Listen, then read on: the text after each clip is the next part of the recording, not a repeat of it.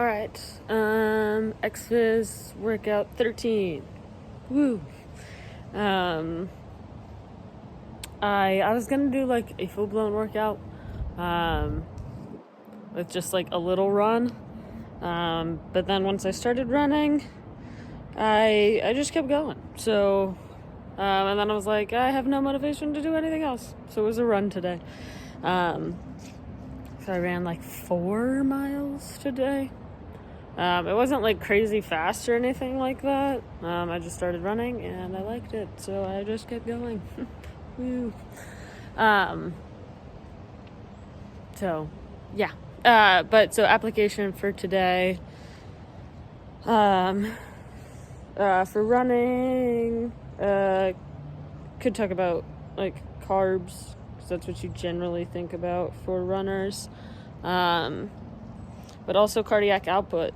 Because when you're running, doing cardiac output, just kidding.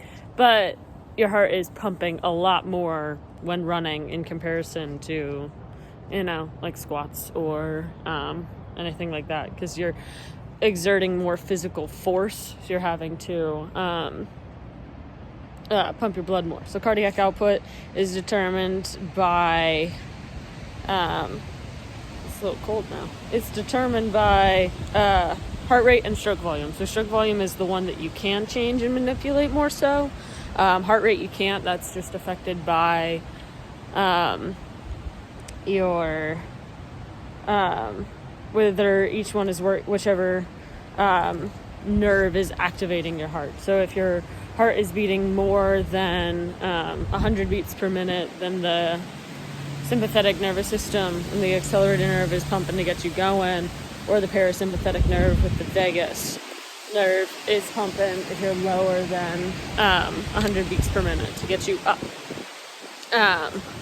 So your heart rate is just how fast your heart is beating, and how fast that SA node is firing, essentially. And then stroke volume, that's the preload, contractility, and afterload. So preload, greater the stretch, greater the squeeze, how much blood that you can force into your heart.